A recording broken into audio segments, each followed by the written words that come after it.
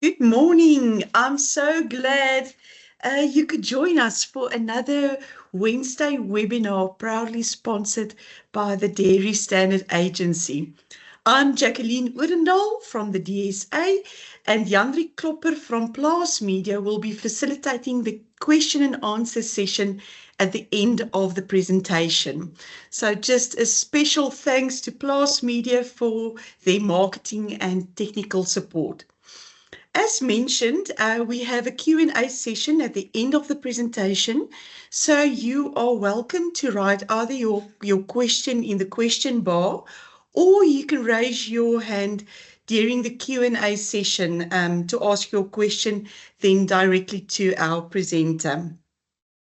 With our previous webinar, as you will remember in May, Dr. Mark Chimes helped us to get to know and be aware of our enemy, brucellosis. Maybe if you missed out on that webinar, you are welcome to visit our website, www.dairystandard.co.za, where you can go and listen to the recording, and you can also download it if you want to. So today we continue with a short webinar series on brucellosis, and today's topic is brucellosis test results are much more than just a result. Just like in the model of communication, there is noise that can influence or distort the test results conveying message. Using brucellosis testing as an example, our presenter Dion Gallis will point out the possible noise influence on test results. It gives me a great pleasure to introduce our speaker Dion Gallis, who is the DSA Brucellosis Lab Manager. Over to you, Dion. We are looking forward to your presentation. Thank you, Jacqueline. Thank you for this opportunity to do this presentation, and thank you for all the interest in this. I hope it will be an exciting conveying message. So I'll just start off immediately with my presentation. So just to give a summary on what I will be covering, I'll just explain quickly the communication model, and how it fits into our lab environment, and then also all the factors that plays a role in sample taking, sample transport, then the lab itself, all the requirements for the lab itself, then the test report, just a quick overview on what's all on the test report and what you need to take note of on the test report. And then I will give an overview of brucellosis, in the sense of that's important for the lab as such. And then I will talk a bit about the DSA lab services, and more specifically on the milk ring test. So let's start straight off. Interesting. Okay, my slides is not reacting. Sorry, I need to just fix it up quickly.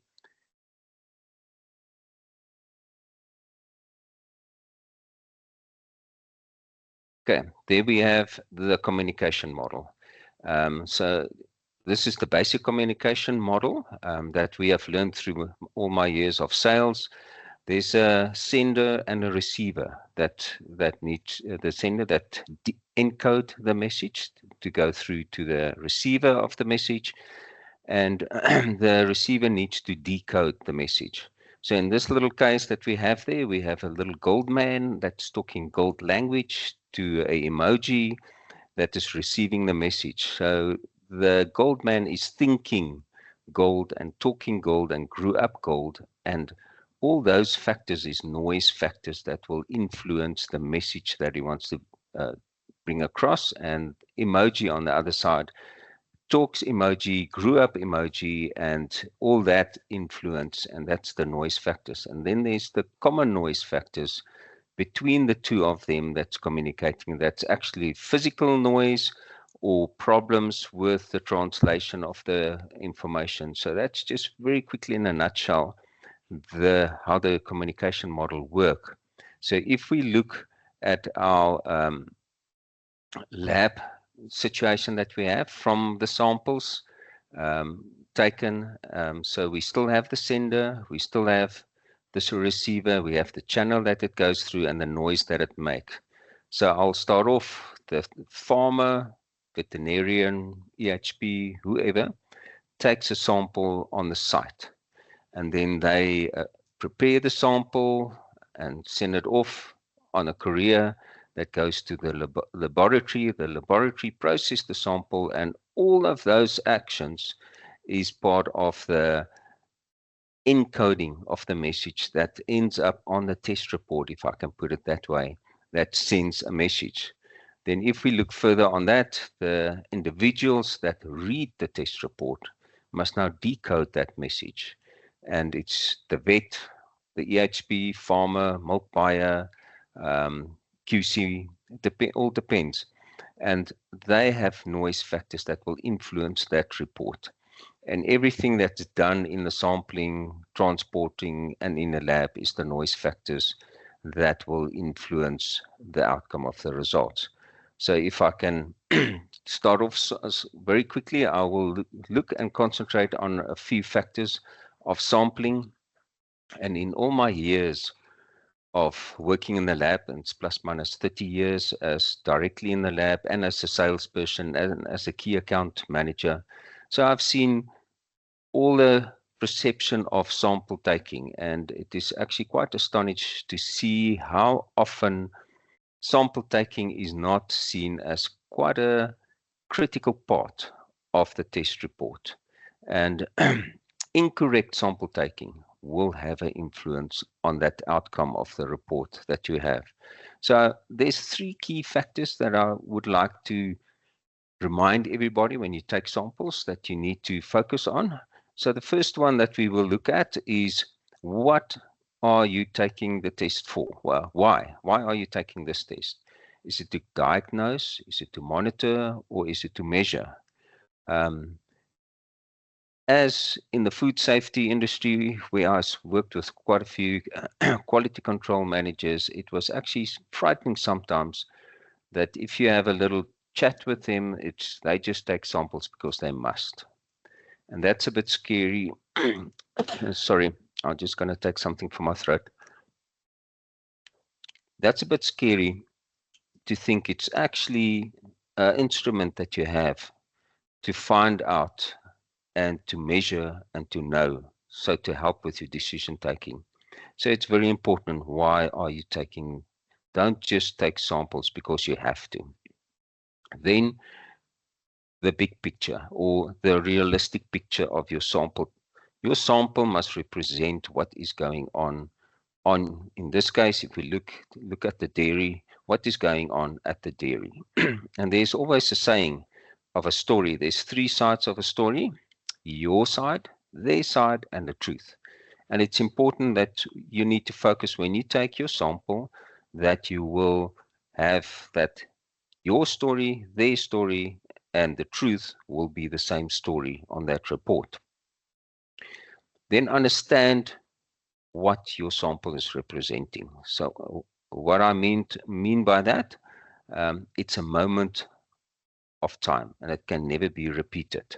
It's very, very important to realize that certain time of sample taking will not be able to be a repeat. There will be quite a lot of similarities, but that specific moment it won't be able to be repeated.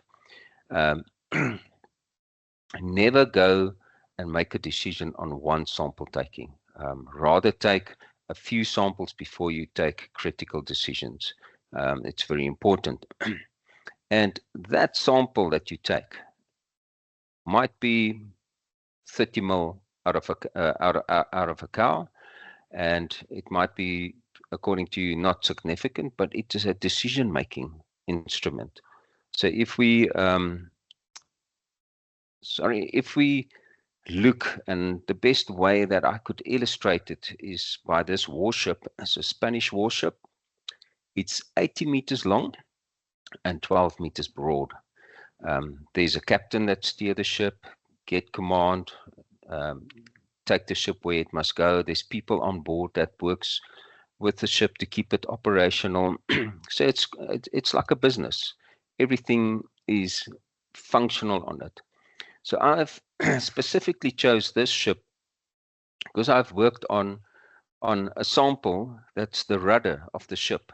And that rudder size of that ship is equivalent to a 30 ml sample on a milking stable that gives 30 liters per average. So it's a 1% representation that you have. So if you do a 30 liter sample and you make a small mistake, it won't have a big effect, but it's unpractical. We can't do it. So that's why we're on the 30 ml sample. But if you make a small mistake on that 30 ml sample, it's going to have a bigger effect than the 30 liter. So that's why it's so important to stay focused when you do sampling. So to continue on this, plan the sampling process. Again, it is such a critical part of your report that remember now the ship rudder when we go through this whole process. Sorry. Prepare in advance. It's easy when you have a huge number of samples that you're going to take, 200 to up to 500 samples. The problem comes if you only have 2 samples to take. Then you tend to leave it at 99 to do the sample taking. So the critical parts, try to sort it out the day before, like your staff, your equipment, and your material that you need to use. And ensure that there is no interruptions. And I can tell you, I have done a lot of sampling, and it's so easy that the manager wants to come and talk to you while you're busy taking sample, or you want to answer a phone call. All those things must be put aside, because a simple little thing can be slipped, and then that incorrect sample taking happened, and it will give you a skew answer at the end of the report. So before you take your sample, make sure what test you need to request on the form. So you have an idea what test are you going to require from the laboratory, and then you need to find out how to sample exactly, because sampling, especially when you come to animals, a milk sample, a feces sample, fluid, or even sorry, just slipped my word, actual organ sample or something like that you have to take. All dependent on the type of test that you're going to request. The how much of that sample is needed to be taken is also, and let's say it's a milk and it says it's 10 ml, rather give 20 ml because there's such a long process before that sample reaches the lab, and anything can happen. And it's always good if you have a surplus. Also remember on milk, if you have a small volume, temperature can have a bigger and quicker effect on the sample than a bigger volume. The last thing as well, look at the container. Make sure you have the right container when you do the sampling. Furthermore, if possible, label your bottles before the time. And again, it comes down to that 1 or 2 samples that you take. Out of my years of experience, it happened so many times that somebody sent a sample in, it's unlabeled, and when you query, they said no, they're not too sure. It was just a tank A and a B, and they forgot to write it down on the bottle.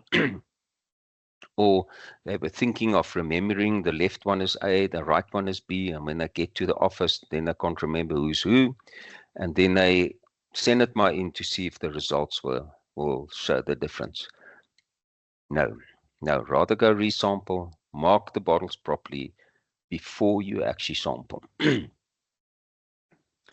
And when you do large volumes, especially, make sure you have enough working space. If it's possible, have a table in the environment. Make sure your environment is clean. Okay, if you're in a stable, I'm not talking about laboratory clean, but make sure that most of the dust are gone. that the surface that you work on is dust-free, and there is no objects in the way that can trip you or bump the sample out of your hand. Furthermore, do not expose the sample to sun, not just because of the temperature. Even if it's not a temperature sensitive product, sun do have effect on samples and activate certain reactions in the sample, other times start breaking down the sample. So then the whole picture that you have is already changed. It's already becoming a situation of his story, my story type of thing. The biggest thing, and it's I actually want to laugh sometimes, but it's actually sad, is the opening of the sampling bottle. So many times I have seen individuals open the sampling bottle on the table that they work, and then they walk right across the room with the sampling bottle open, then take the sample, walk all the way back to the table, and then close the sample. Not a good thing, because you're going to catch every particle that's drifting around in that room into your sample. And if it's a milk sample, it will be great because it's a grow media with bacteria that got into the sample. So open the sample just before you take the sample. If it's milk that you're going to sample, let the milk run a bit out of the tap. If you do a bulk tank sample, I always ask the individual, they always have a jug or something like that they catch up some milk. Let them first run that first part out of the tap, and then you collect the milk, because it needs to wash out the dirt in the tap. The slight bit, it's very good to have a cleaning process before you do the sampling, but that's not always possible. So just to recap quickly, it's the 3 R's. It's the reason, the representation, and the reflection of your sample. Sorry.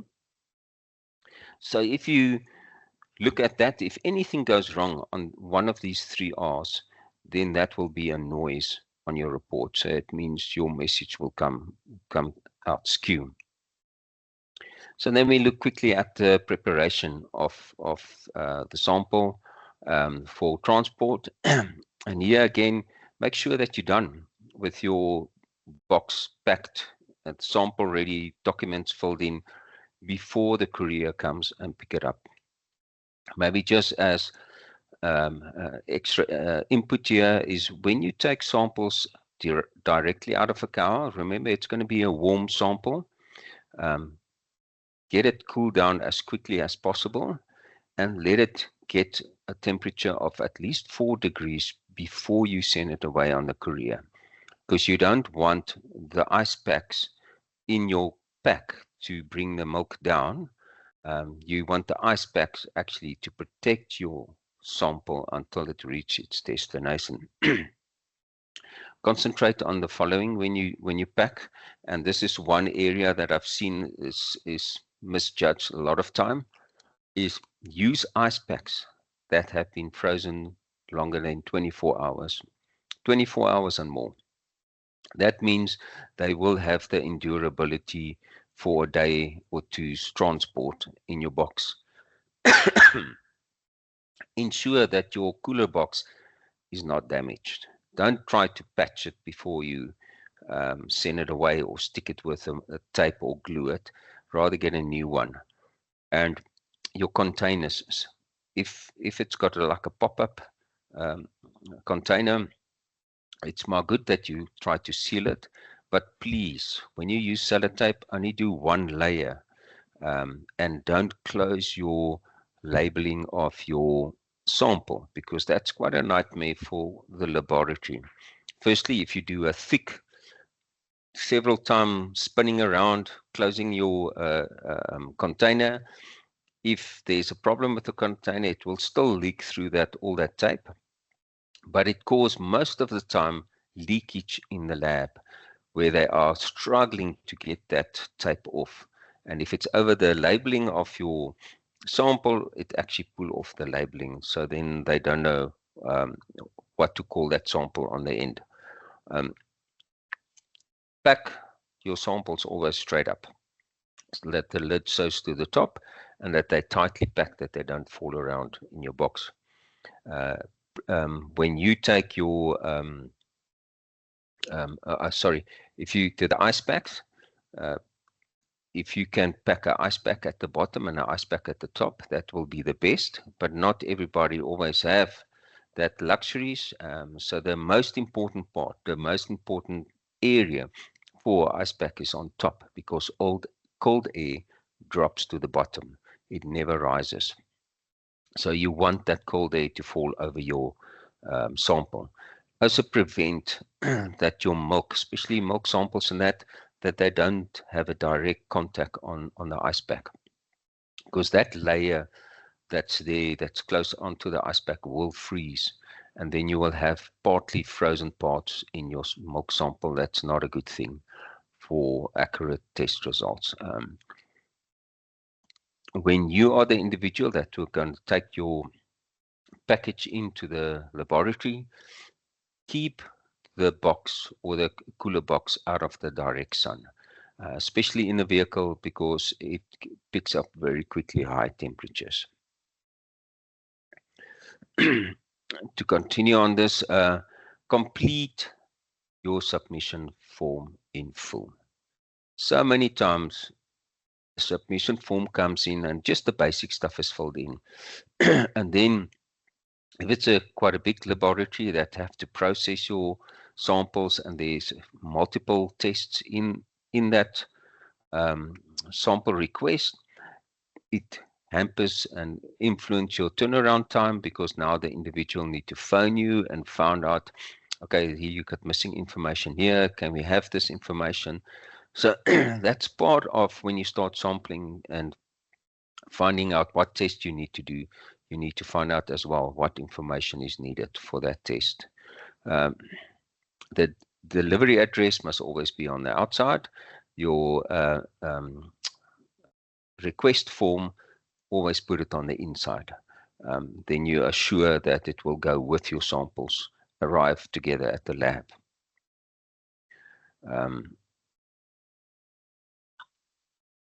The principle of 3 layers should be applied when you send biosecurity or biohazardous products like Brucella. If you know you had Brucella on your farm and you're sending samples away, it needs to be in the container, in a leak-proof plastic Ziploc if you can, and then into your cooler box. And then the cooler box need to be shown as biohazardous. And you must also ensure if you need to have a Red Cross permit to send your sample to the laboratory. Failure in any of these will be a noise factor in your test results, and we will see it later in the later slides what it is. So coming to a lab, use only a accredited lab, and if possible, well-established lab. It's not always possible. You would like a new lab, especially when it's open up closer to you, to give them a try. In that case, before you use them, go visit, go see how they work, go see their processes. The reason for using a accredited lab is that the accreditation shows and demonstrate the ability to operate their quality management system. That's part of the auditing that they do. They look that everything is in place and that the management can operate as they're supposed to operate and control the quality control. It also looks at the technical competency of the individual working there. And then it also shows out the scope. So when you use a lab, please note the lab will be SANAS accredited, for instance, but also making sure the method that you're going to use is also accredited, because the lab can have methods that's not necessarily accredited, but they're still allowed to do it. But their quality control system has been accredited. So make sure, and especially also make sure that the material that is sampled is form part of the accreditation. Now, if I say material, I'm talking about if you do a viable count, and the lab can do viable count on meat, water, but you send milk and they have not been accredited for milk, it's then not an accredited test as such. So make sure if you send in milk for a specific test that milk and the method is being accredited at the laboratory. Accredited laboratory will be audited every 18 months at least, and to ensure that they keep up their competency. In that as well, if anything change on a method that they work with in the lab, they have to notify SANUS, and it depends all on the type of change on that test, that there might be a audit on that method specifically. The great part of a SANUS accredited laboratory as a client is that they must have a customer complaint system. And I want to say as a client, I don't want to say abuse it, use it. If there is something that you were not happy about, register it, do it, because there's two reasons. Firstly, it helped the lab to improve their systems. Secondly, it might be something on your side that you don't know about, and because of the investigation, it will be shown to you, so you can improve on your side as well. So it just goes about improvement. So what can go wrong if you have an accredited lab? As such, yes, there is still stuff that can go wrong, and some of it is unreadable handwriting on your report or your form. That was one of our biggest headaches at working at a lab. Receiving forms, cannot make out what is written on there, trying to get hold of the client. The time is passing because the samples need to be tested in a certain time. So on the end, that can be nogal a nightmare. So when you do your form, write as nice and clear as possible.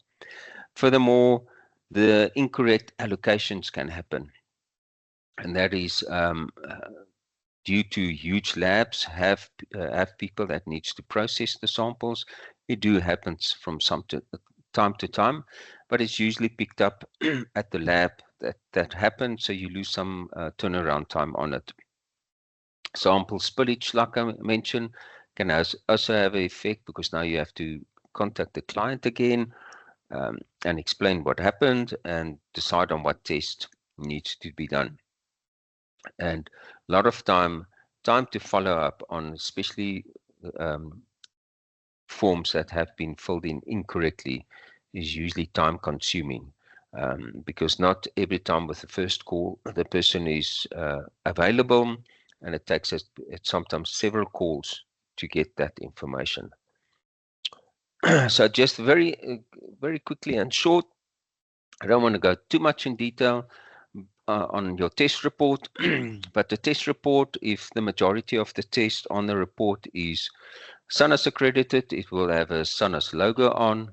The SANUS logo will have a number, a specific number that belongs to the lab. And then the SANUS logo will also state if it's a veterinary lab accreditation, a test lab accreditation, or clinic, or what type of accreditation that they have. The client's information, the company's information will be on the form. And then a lot of time that I've seen in my experience is we used to, at some labs, have a test report and a preliminary test report. And then the client gets upset and they didn't realize they only read the preliminary test report. So make those two wording is on that test report. So make sure what report you're reading.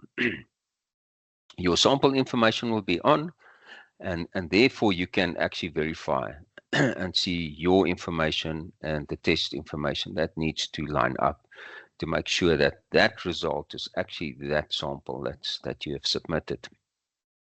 The test report number is on each report have its own unique number, and this number is always the number that you need to use if you have any queries or complaints or stuff like that.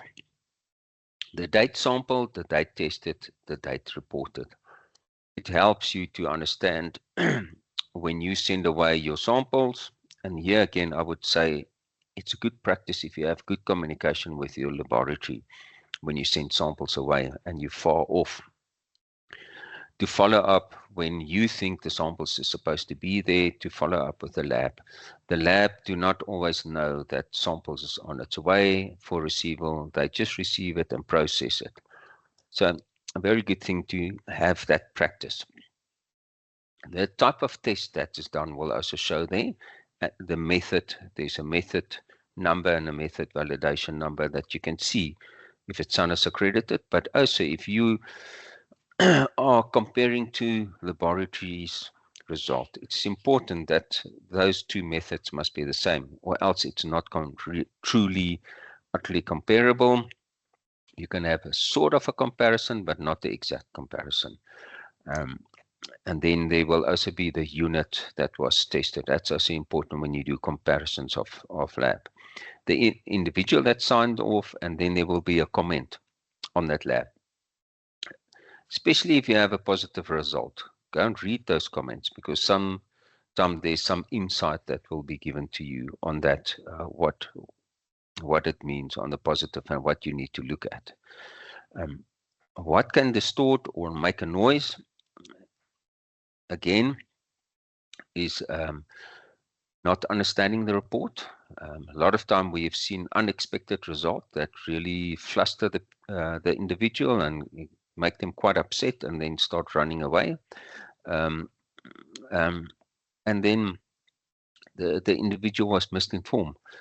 He was told by somebody, as always, I was told by somebody, he did a certain test.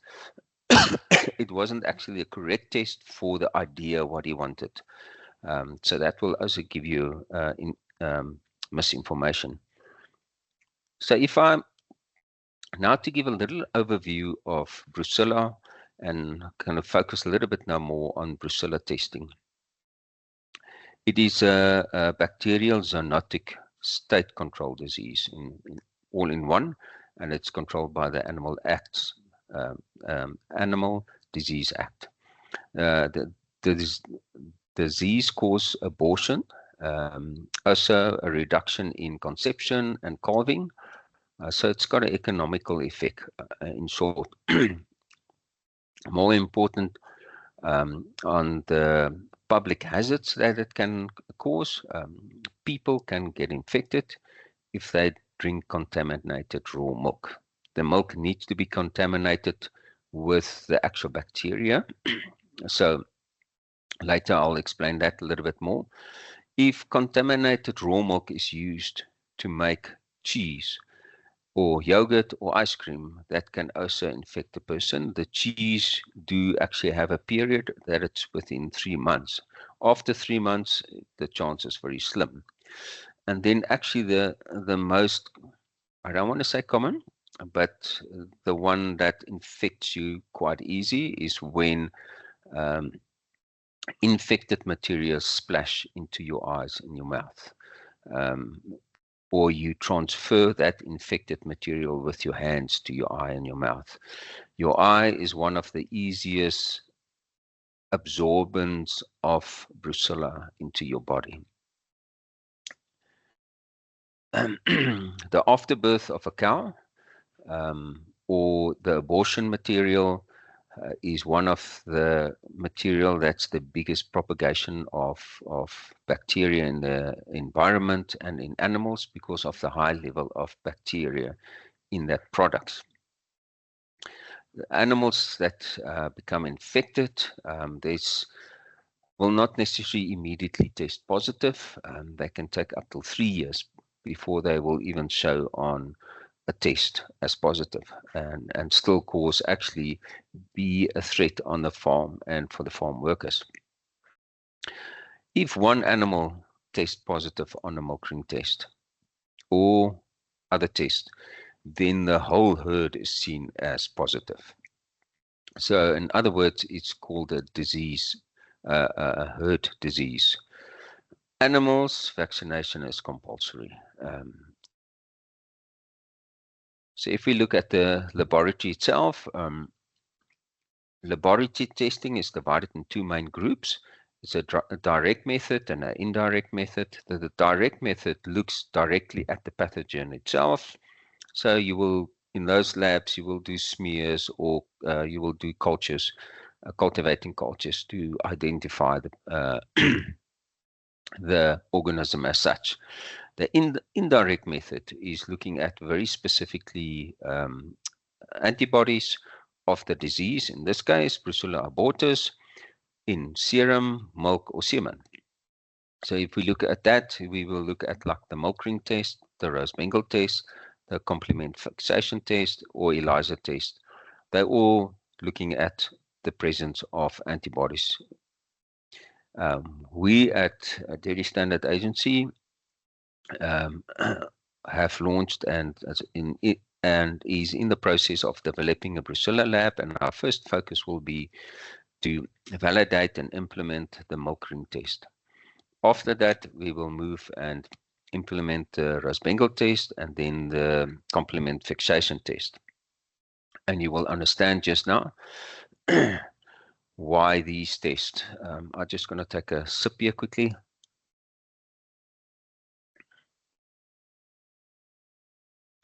We will also use the facility to do some research in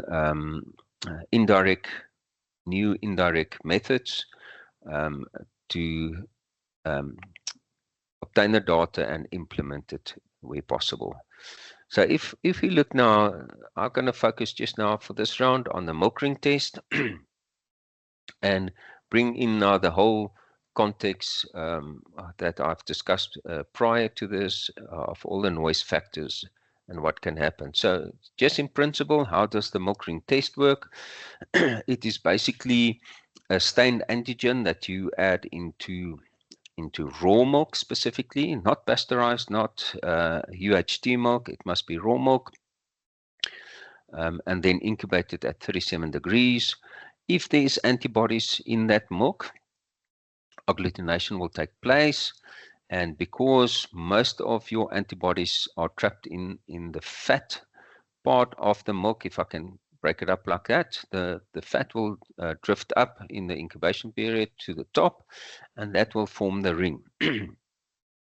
All depending on what type of staining your antigen was made in.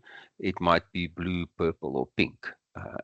And then if you have a ring on top, as you can see in the picture illustration, the one on the right, there's a clear purple ring on top. That is a positive result. So as you can see on a milk ring test, you can only say positive or negative. You can't say how positive or how negative the sample is. If there is no antigen present, so obviously then the antigen will not bind to the antibodies and will be floating around in the milk and will stay the same. And that's as shown in the left-hand side. The test do have a negative and positive control to ensure that the antigen have responded correctly. And then for verification or to make sure on certain rings is not always that clear, and to make sure if it's now positive or negative or unconclusive, you place your samples overnight in incubator, 5-degree incubator, and that will clarify and give a clearer picture of that ring the next day. So looking at the milk ring test, and now we're going to look at factors for positive reactions. So that means everything that can give a positive reaction in your milk test. So here we are looking at now really noise factors that can be. Firstly, not a noise factor, it is a true infection in the herd. So that means you got the disease on your farm, you need to respond. Vaccination, S19, reaction can also be picked up by this test. It's usually when you have vaccinated after the required age. The S19 vaccine has got a requirement that you need to vaccinate before 8 months. It's advisable, try to do it genuinely before the 8 months. Do not do it in the 8 months, because there is some cases of that it can come through as a tighter reading, but do not vaccinate adult animals with S19 because it will show a positive result. High volume of colostrum, that means your early lactation animals. So that means if you suddenly have a huge intake of new cows coming into milk, there is a possibility that that sample can test positive. Remember now, the milk ring test are looking at the bulk tank. So then it means all the cows that's in the herd contribute some type of volume to the bulk tank. High cell count, that's somatic cell counts, so that your late lactating cattle, it means they've been milked quite often, and a lot of time your late lactating cattle do have a high somatic cell count, and that's why it's important also to check up on your somatic cell count. If you have mastitis, now I'm not talking about 1 or 2 cows or 3 cows in the herd. I'm talking about you got a mastitis problem on your farm and you have quite high levels of mastitis. It will also give a positive result. If your milk have been frozen or the milk structure have been damaged, it can also give a false positive reaction. And then on the lab side, if you go over to a new antigen, there is a procedure that you have to do a validation. You can't just switch over because there is a chance that there's a change in the antigen, and that can also give a false positive reaction. And then just to confuse everything more, on positive reaction, what they call Brucella have a species antigenic relationship. Okay, what it means basically is it can give cross reactions with Escherichia coli, some Salmonella serotypes, and some types of Vibrio. So it means there's also a possibility chance if you have that problem in your herd that you will get a Brucella positive reaction. If you look at the negative side or negative reaction of the milk ring test, one reason why you will get a negative reaction is that, in fact, you don't have the disease. Very good news, you're not worrying about it. You can also get a negative reaction if you have an infected cow that did not contribute to the bulk tank sample. So you have an infected cow that's been dried off. So what this means is you might have now a positive, and now suddenly you have a negative. Now you say, do you see, I don't have this disease on my farm. But actually you must go and look what changed in your sampling tank. What was different to the previous time when you had the positive reactions. So I'll just handle the negative slide again. So the actual no infection on the farm, no possible brucella on the farm, and then the infection of a cow that's not included in the bulk tank. It can be like a dried cow already, and then affected cow that do not secrete antibodies. You have an affected cow, but the tank sample will still test as negative. And the big thing is with the big herds of milking cows, it's important if you have one contaminated cow that effect will be diluted with the volume contribution into a big tank. And that's why you have in the test some dilutions that needs to be done, but that will only be affected up to a herd size of 750 cows. So as soon as the herd is larger than that, and there's quite a few of them in our country, then it's important to break your sample up in different tanks or different periods of milking if possible, and try to downsize your herd to adhere to at least the 750 animals per sample, because on a 750 sample size you need to use 3 ml as the test, where all the others is 1 ml that you do the test in. the sample, if it's not been kept cool, it's going to definitely give a negative effect because your fat breaks down. Um, if you shake a sample as well, quite hard and that quite vigorously, and it makes foam on top, the chances as well that if you had a positive result in there, that it will test negative. And actually, you don't want to jeopardize that system because you don't want a positive cow in your herd. We will see just now in the slide the reason why. And then again, of course, the variation of antigen. So if we look at all the test results of a accredited lab needs to be sent through to the relevant state vets, so they will always see the negative or positive results. So what happens now if you had a positive result? This is not the first point. There is not a requirement. It's not actually usually done, but I think it's a very good step to have a repeat on that test immediately, just to gather more information before the state vet comes.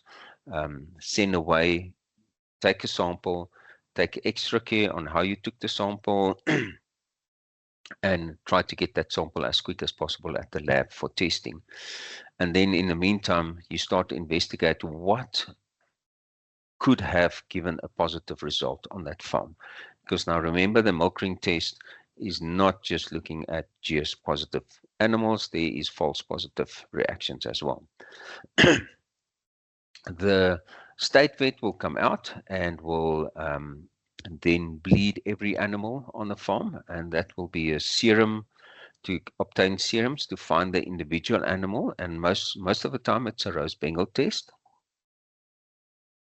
Your Rose-Bengal test shows also a positive and a negative results, and it will also pick up your vaccine S19 strains. So therefore, all positive results will have to be confirmed with a complement fixation test.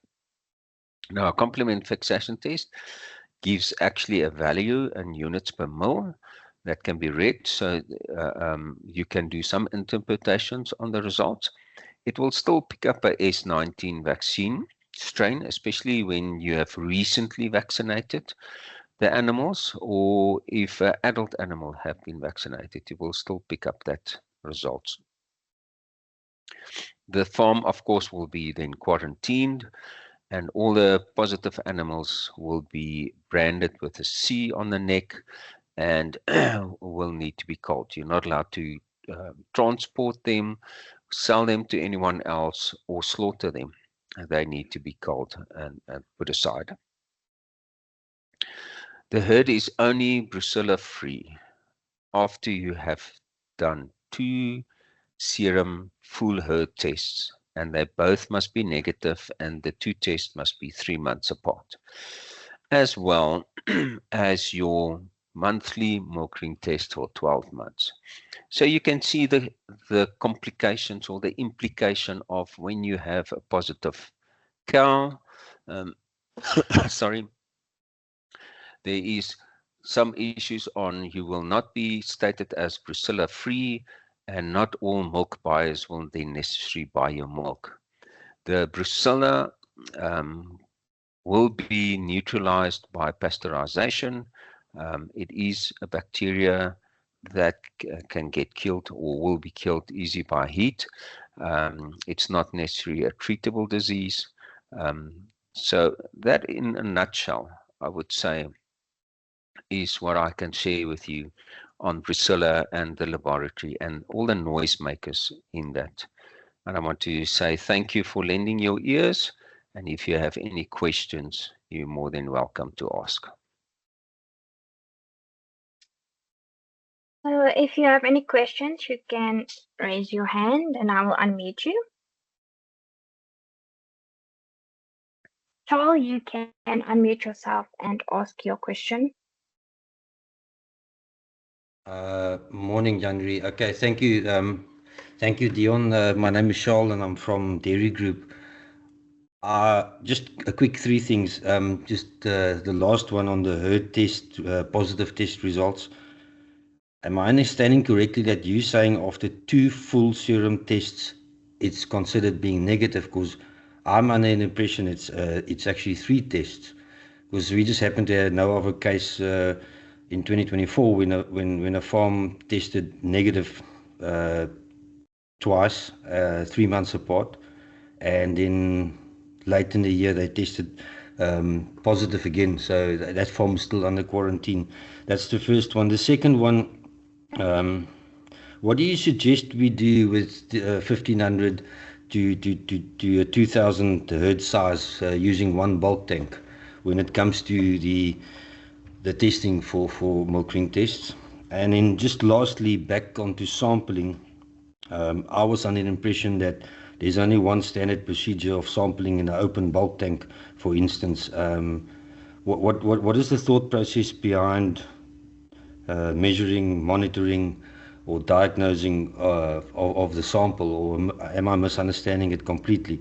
In my opinion, there's only one way of standard procedure of sampling in an open bulk tank. Thank you. I 100%. Yes, it is quite a challenge if you have a continuous flow on a large herd, how to sample with a milk ring test. And I'll be honest, I'm not yet so well experienced that I can give good advice on that. I'll be honest, it might be dangerous advice because it depends on how your system work. I know here and there, but it's not as big herd size as 1,500. It's a smaller herd size where they actually do break up the milk flow. They take samples after certain times of milk flow.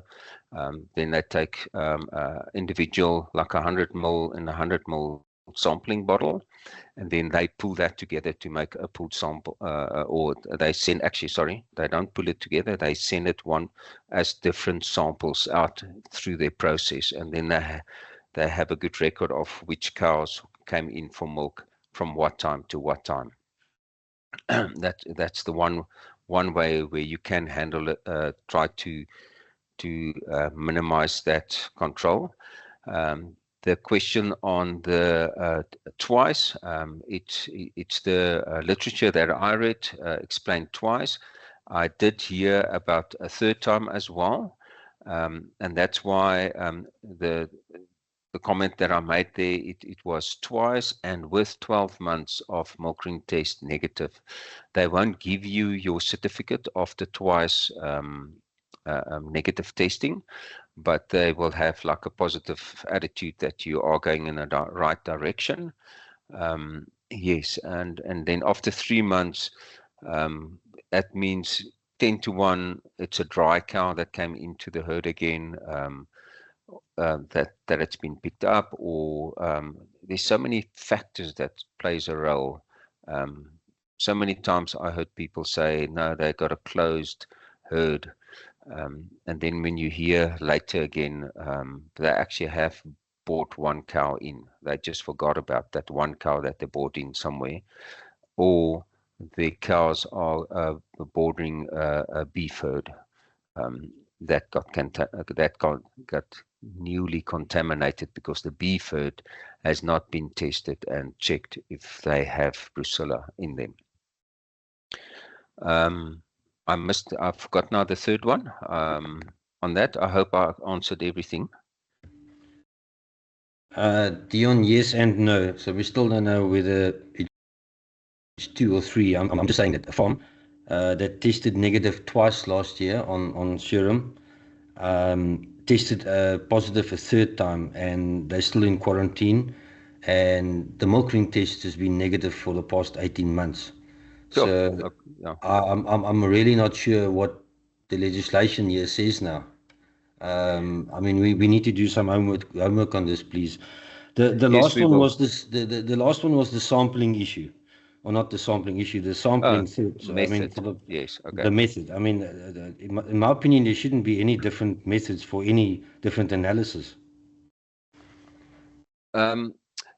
Yeah, okay. When I spoke of the sampling method, it's okay. If you now on a tank sample, we do have EHPs that do sample on at the dairy shop. The actual method, the old standard method, was that you need to have had a sampler that your tank needs to mix a certain time before you take out the sample. What we have found lately is that most of your smaller dairies, smaller shops, they ain't any more samplers, or the EHPs don't have the samplers. Then they have to sample out of the nozzle, out of the tank. Um, in cases where I was involved in that, then usually we do request that the new nozzle be put on and washed, and then that tank must have been stirred for a while, and then you take out the sample. That's unfortunately the reality where we are in today's life, that yes, there is a method, but the availability of material and equipment is not always there to take the sample. 100% understood. Thanks, Dion. Is there anybody else that have a question?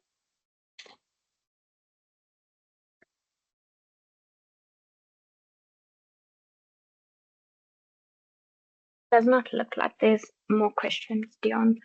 So I'll Okay. ask the 2 questions you sent me. Oh, okay. So, so the first one is Brucella testing compulsory?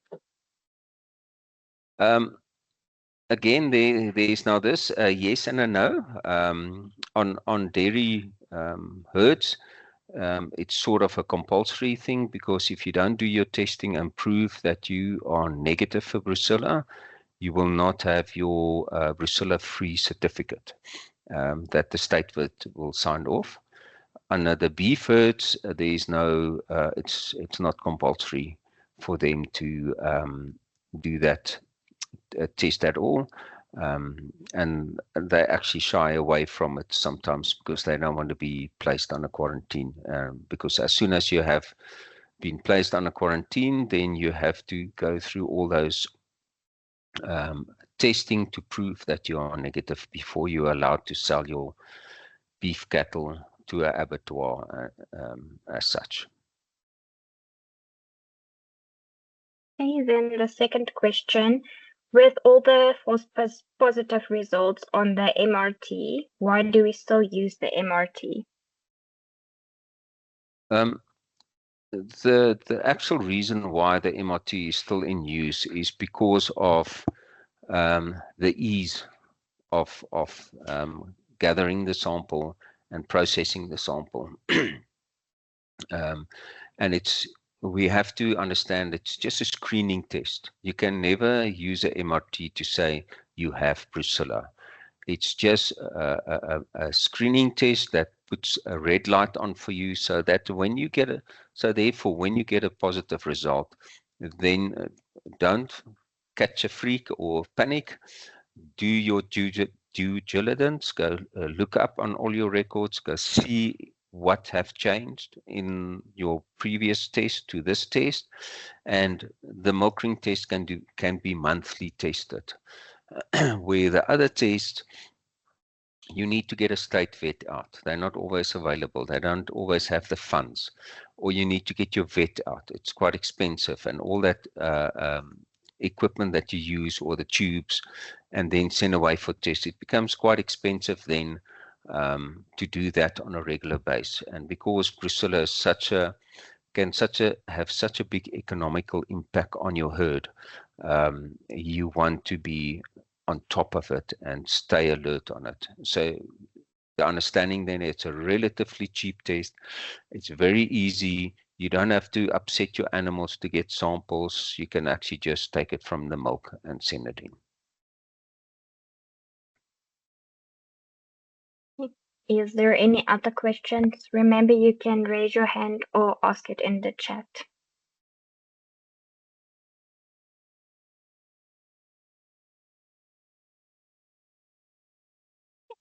Nothing. Great. Oh, thank you. Oh, well, I see there's another question. Wendy, you can ask your question. Hi, just a question. I know you mentioned the brucellosis testing in the dairy herd versus the meat herd. Why is brucellosis in dairy not allowed, but not tested for and acceptable in the beef herd, if I understand correctly? So is brucellosis only in the byproduct of a cow, or how does dairy and beef differ with brucellosis? The reason for that, you will not pick up brucella through the beef itself when you buy beef or eat the beef. Yeah. Where the milk is sold to the public, yes, the milk is pasteurized. That's why it's important, and that's why there's also municipalities that have bylaws that says you're not allowed to sell raw milk, is to prevent this possibility of contaminating humans with brucella, because the brucella bacteria do have the possibility to go through into the milk and then contaminate an individual. So that's why that control is there. It's a preventative action to have people becoming sick, if I can put it that way. But now brucellosis can carry through in meat or not? No. You won't pick up brucellosis in meat. The problem on a beef herd is that if the worker gets in contact with a cow that aborted and get in contact with that abortion material, or the vet that works there and get infected, but only through the mouth and the eye, basically. If you're going to eat now, obviously, if you're going to take a beef cow and you're going to go crazy and slaughter and eat it as is with all the liquids, yes, then you will pick it up. But the normal principle is that a cattle gets to the abattoir, and then in the abattoir it's handled a certain way that the blood doesn't go through and that the fluids are distributed in a different channel, and then the meat is processed. So obviously the beef farmer doesn't test now, and the cattle go into or say a cow aborts. How and the workers are working with the the cow who's just aborted. How would they know to be careful, not to be careful? How would you know why the cow's aborted? Overall, most of your diseases that you, or I don't want to say most, there's quite a few diseases and quite a few zoonotic diseases that are out there that when cattle abort or any animal abort. So the normal practice is that farmers and farm workers and vets are careful when it comes to a cow that abort. Because remember, Rift Valley fever is also one that can do that. So there's quite a few diseases that can do that. So the normal alert is there, that they will work careful and that they will get rid of the material and usually burn it or caulk. I don't know what's that in English. Spray it on it and bury it. But the mom would be okay. I mean, would they keep the mom? Would they medicate the mom? What? You can't medicate for brucella as such. It's not treatable.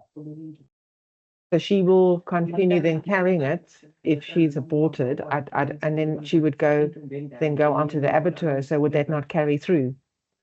That could, yeah. Okay. Remember, the brucella is bacteria that go intercellular, so it hides away. Yeah, but further on, put it this way, I can't say for sure, but there's no record of that people were infected by eating red meat. Very interesting. Thank you. Very interesting. Thank you very much. Okay. Any other questions?